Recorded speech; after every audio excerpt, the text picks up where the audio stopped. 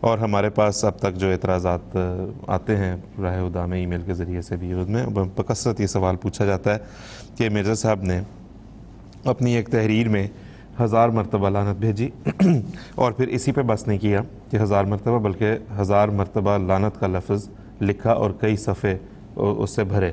تو یہ ایک اعتراض جو ہے، اس کا جواب آپ سے میں درخواست کروں گا کہ دیں. فارسی زبان میں ایک شعر ہے کہ کسی انسان کا ہنر اور خوبی دشمن کی نگاہوں میں جب وہ دشمنی کی نظر سے دیکھتا ہے تو وہ عیب قرار پاتا ہے. کچھ ایسی ہی بات یہاں ہے. یہ لعنت کیوں لکھی، اس کا کیا پس منظر ہے، یہ مخالفین بیان نہیں کرتے. پہلے میں وہ عرض کرتا ہوں، گزشتہ صدی جس زمانے میں حضرت مسیح موعود علیہ السلام پیدا ہوئے، اس زمانے میں عیسائیوں کی تبلیغ سے متاثر ہو کر، ان کی دنیاوی شان و شوکت سے متاثر ہو کر کئی 100 مولوی مرتد ہو کر پادری بن گیا. یہ بہت ایک دل خراش واقعہ تھا. آگرے کی شاہی مسجد کا امام مولوی عماد الدین مرتد ہوا اور پادری عماد الدین بنا. اور یہ مولوی جب مرتد ہو کر پادری بنے تو مسلمانوں کو دھوکہ دینے کے لیے اپنے آپ کو پادری کہلانے کی بجائے مولوی کے نام سے موسوم کرتے تھے، تاکہ پبلک کو یہ کہہ سکیں کہ دیکھو ہم مولوی ہیں، عربی زبان کے ماہر ہیں، قرآن و حدیث کے علوم سے ہم آشنا ہیں، تو اگر قرآن درست ہوتا تو ہم قرآن چھوڑ کے عیسائیت کی گود میں نہ جاتے. اس دور میں پادری عماد الدین نے اسلام کے خلاف، قرآن کے خلاف اور حضرت محمد مصطفیٰ صلی اللہ علیہ وسلم کے خلاف بڑی گندی اور دل آزار زبان میں تالیف و تصنیف کا سلسلہ شروع کیا. اس نے ابتدائی زمانے میں کہا کہ میں عربی زبان کا بہت بڑا عالم ہوں، اور قرآن کریم کہتا ہے کہ میں عربی فصیح و بلیغ میں آیا اور میرا مقابلہ کوئی نہیں کر سکتا.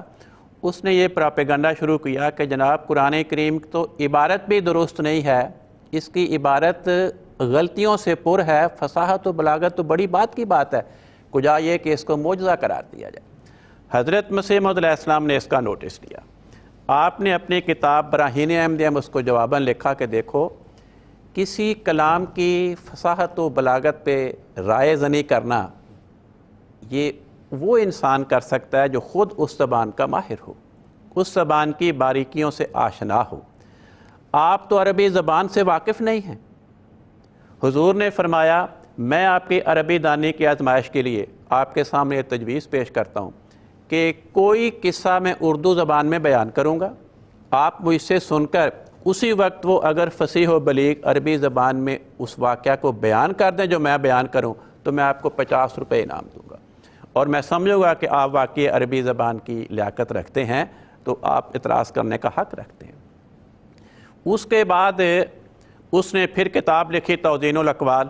اس میں پھر یہی بار بار دہرایا کہ جی ہم عربی دان ہیں اور قرآن کریم کی فصاحت و بلاغت تو بڑی بات کی بات ہے، اس کی تو عبارتیں بھی ٹھیک نہیں ہیں.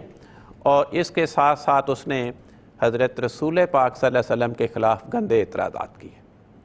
اس کے جواب میں حضرت مسیح موعود علیہ السلام نے کتاب لکھی نور الحق حصہ اول عربی زبان، اور فرمایا کہ دیکھو میں نے براہین احمدیہ میں بھی یہ لکھا تھا تمہاری عربی دانی کے کمالات کو آزمانے کے لیے، لیکن تم خاموش رہے. اب پھر تمہاری باسی کڑی میں ابال آیا ہے اور تم مسلسل حضرت رسول پاک صلی اللہ علیہ وسلم کے خلاف گندی زبان استعمال کر رہے ہو. تو میں تمہیں کہتا ہوں کہ میں نے یہ کتاب لکھی ہے نور الحق.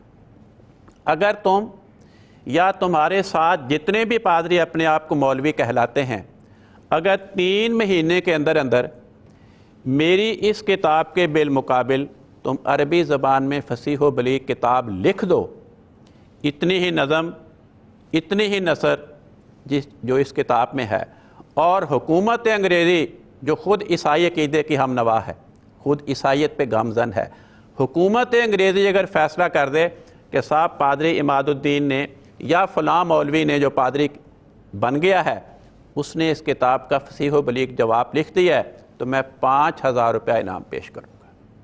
فرمایا اگر پادری عماد الدین یا دوسرے پادری جو اپنے آپ کو مولوی کہتے ہیں ان کے نام حضور نے اس کتاب میں حاشیے میں لکھے.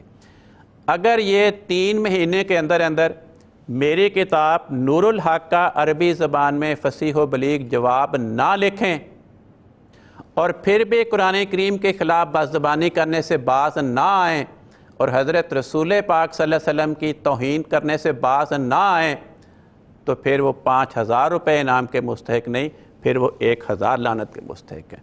اب سوال یہ پیدا ہوتا ہے کہ جو پادری اپنے آپ کو مولوی کہلاتے تھے, قرآن کریم کے خلاف گندی زبان استعمال کرتے تھے, حضرت رسول پاک صلی اللہ علیہ وسلم کے خلاف گندی زبان استعمال کرتے تھے, عقل کیا کہتی ہے؟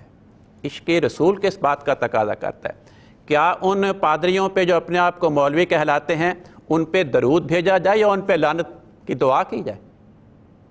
تو آپ کے عشق رسول نے ان پہ لعنت کی دعا کی.